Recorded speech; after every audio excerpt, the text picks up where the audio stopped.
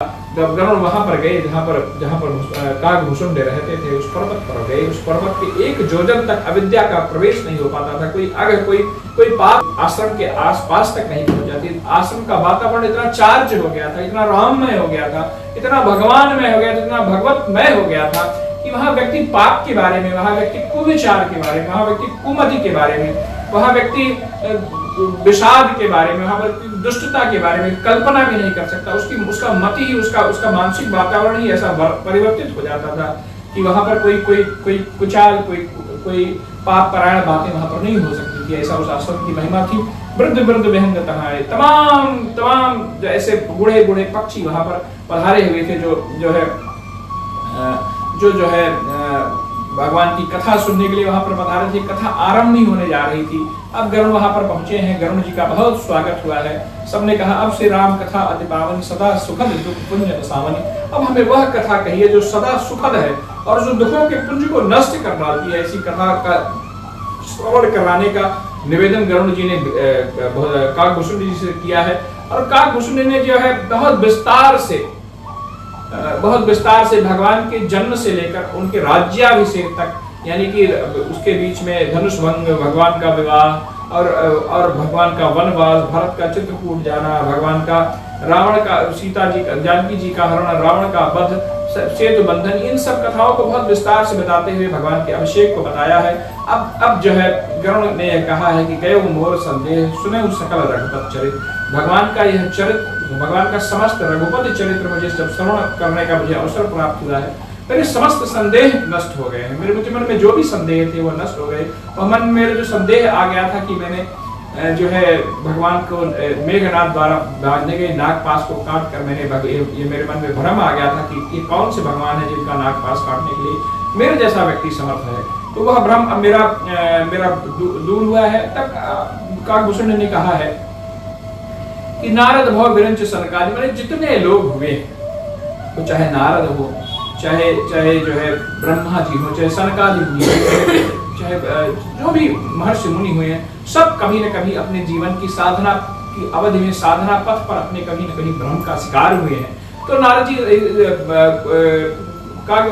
गरुड़ जी, आपका इसमें कोई दोष नहीं है। यह व्यवस्था ही ऐसी है कि जब व्यक्ति का भ्रम संघनित हो जाता है तब उसी में उसको आशा की किरण मिलती है, उसे रास्ता मिलता है, उसे दिखता है कि हाँ अब हमें इस रास्ते पर आगे बढ़ना है। मोहन अन्न कीन कही को जग काम नचाओ न तेहि, मच्छर काहि कलंक न लावा, चिंता सापन को नहीं खाया। ऐसा कहेंगे एक मानसिक भ्रम और संभ्रम की, संत्रास की एक विस्तृत श्रृंखला का काकभूषुंड ने वर्णन किया है कि शुद्ध विद लोग ईसना तीनी कह मति निकृत न मलिनी, जो अपने धन की, पुत्र की और लोक में प्रसिद्धि की जो ईसना होती, जो इच्छा होती है, यह किसके मनों को यह मलिन नहीं कर पाती है। यह सब माया का परिवार, यह सब माया के परिवार हैं, जो यह सब माया के परिवार हैं। और शिव चतुरानंद जाहि डराही, और भगवान शंकर और भगवान ब्रह्मा भी इससे डरते हैं कि यह माया हमको व्याप्त ना हो। बाप रहे संसार में माया कटक प्रचंड, इस संसार में यह माया का जो माया की जो सेना है प्रचंड तौर पर व्याप्त रहती है। सेनापति कामादि भट दम्भ कपट पाखंड, और इसके सेनापति, इस माया के सेनापति कौन है? काम है, दम्भ है, कपट है, पाखंड है, यह इसके सेनापति हैं। और जगत में व्यापक रूप से यह व्याप्त है और सबको अपने प्रभाव में लेती रहती है। और लेकिन यह माया सो दासी रघुवीर के समझे मिथ्या सो, यह दासी रघुवीर की दासी है, क्योंकि रवि सन्मुख तम तमह की जाहि, क्योंकि सूर्य भगवान के सम्मुख अंधेरा जैसे नहीं जा सकता, उसी तरह रघुपत के भक्तों के, राम के भक्तों के, जिनके हृदय में राम है, उनको यह माया उसी तरह से नहीं व्याप्त होती जिस तरह से सूर्य के समक्ष अंधेरा कभी टिक नहीं सकता, अंधेरे का कोई अस्तित्व नहीं होता है। उसी तरह से राम के भक्तों के समक्ष यह माया टिक नहीं पाती, क्योंकि यह दासी रघुवीर की है और रघुवीर की दासी है। और भगत हेतु भगवान प्रभु राम धरऊ तनु भूप, किए चरित पावन परम प्राकृत नर अरूप।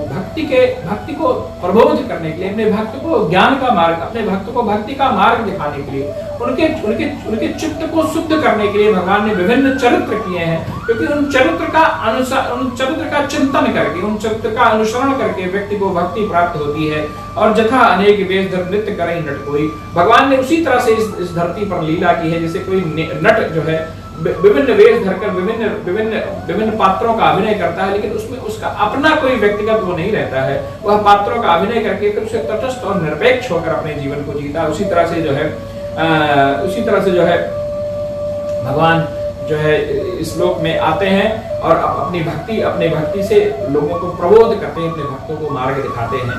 और सकल लोकदायक, सकल शोकदायक अभिमाना का मुसुंडी जी ने कहा कि जो समस्त शोक है उसके पीछे जो सबसे बड़ा कारण है वो अभिमान है।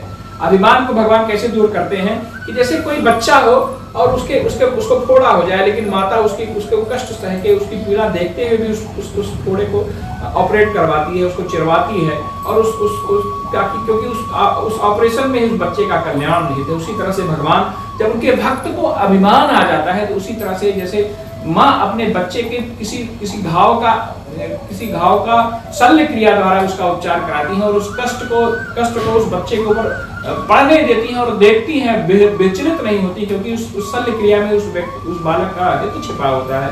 उसी तरह से भगवान भी अपने भक्तों का अभिमान दूर करते हैं